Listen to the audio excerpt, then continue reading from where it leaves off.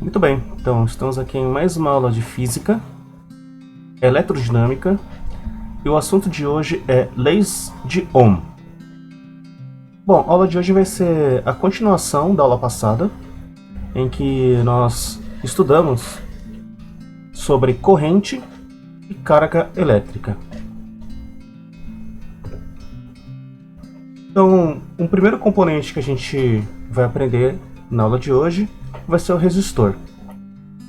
Então, o resistor é todo elemento do circuito cuja função exclusiva é transformar a energia elétrica em energia térmica, ok? Isso por meio do chamado efeito Joule. Então, se você tem um resistor, você vai dar energia elétrica para o resistor vai dissipar o calor na forma de efeito Joule. E simbolicamente o resistor ele é representado por esse símbolo aqui, ok?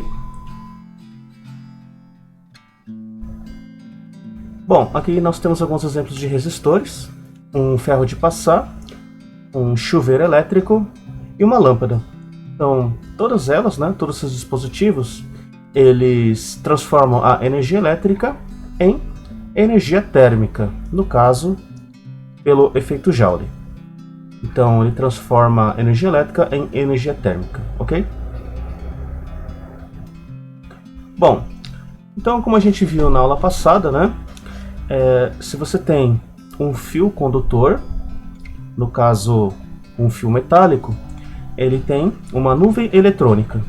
E se você aplica uma diferença de potencial, DDP, no caso representado pela letra U, entre os terminais desse fio, vamos obter aí um fluxo de elétrons.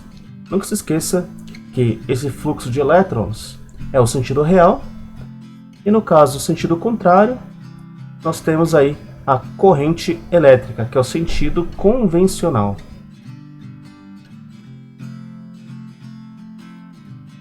Muito bem, então aqui nós temos a primeira lei de Ohm, representada aí por essa fórmula.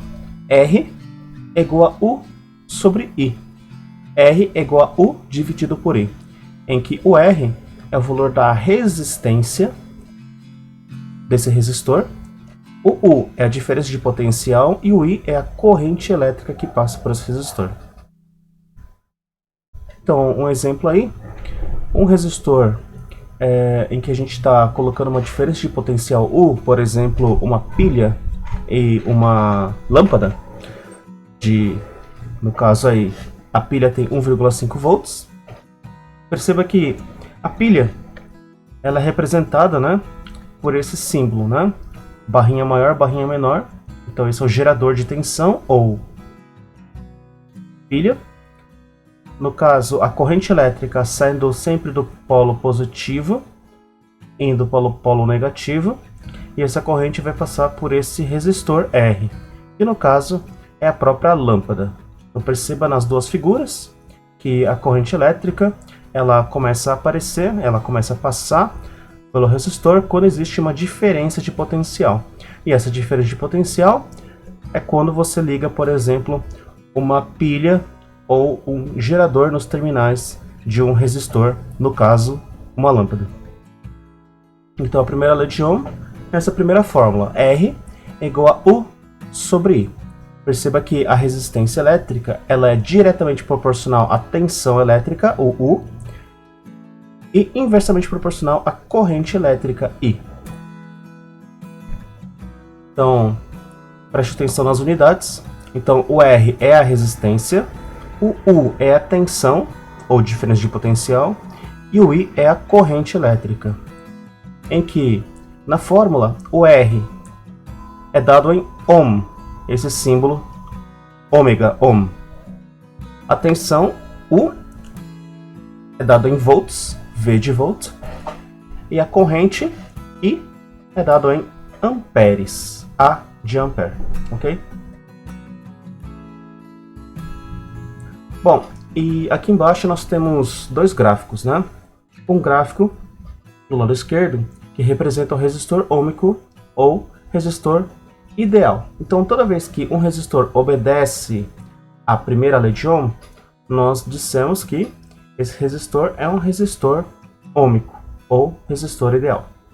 No caso, você perceba aqui que nós temos um gráfico de tensão U por corrente I, e se o gráfico for uma reta constante, uma equação, né, uma função, no caso do primeiro grau, então nós temos um resistor ômico. Enquanto que no lado direito, nós temos novamente o gráfico de tensão por corrente. Se o gráfico não for uma reta, então o resistor não é ômico, o resistor não é ideal. E para calcular, no caso, a resistência de um resistor ideal, aqui do lado esquerdo, basta a gente calcular a tangente do ângulo θ, ok? Cateto oposto por adjacente. Ou você pode pegar também os pontos do gráfico e você vai substituir na formulinha R é igual a U sobre I, em que o U é o valor da tensão e o I é o valor da corrente.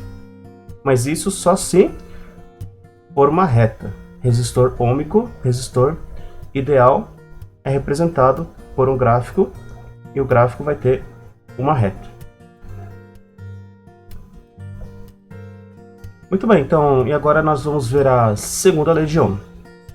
Na segunda lei de Ohm, mais uma vez, nós temos o nosso resistor, representado por esse desenho. Temos os pontos A e B, e nesse resistor passa uma corrente elétrica, ok?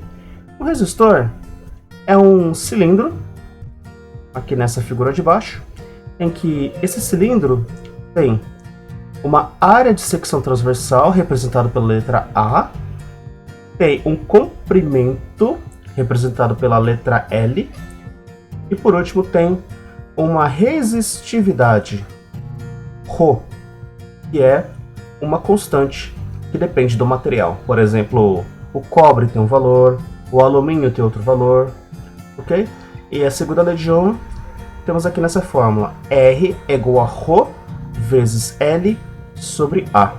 Perceba que a resistência ela é diretamente proporcional ao coeficiente do material, ρ, ao comprimento desse material, L, e inversamente proporcional à área de secção transversal. Então, mais uma vez, a resistência R de fios condutores de dado material é diretamente proporcional ao seu comprimento L, inversamente proporcional à sua área de secção transversal, e também ela depende do quê? Depende do ρ. Ela é diretamente proporcional ao ρ, esse símbolo grego, ρ, ok? Que parece uma letra P, né? Perceba as unidades. O R é em ohm, como você já viu, ohm. O L é em metros, é o comprimento do fio. E o A é a área de secção transversal, dado em metros quadrados. Área, metros quadrados. E por fim, esse ρ é a constante do material, dado em ohm metro. Ohm multiplicado por metro, ok? Então, mais uma vez aí, ó, o ρ é a resistividade elétrica do material. E claro, né, cada material tem uma constante diferente. Então aqui temos exemplos, né, de algumas resistividades de materiais a 20 graus Celsius. Então, o alumínio, 2,8 10 a menos 8, o cobre, 1,7 10 a menos 8. Então, perceba que cada material, né, tem resistividades diferentes.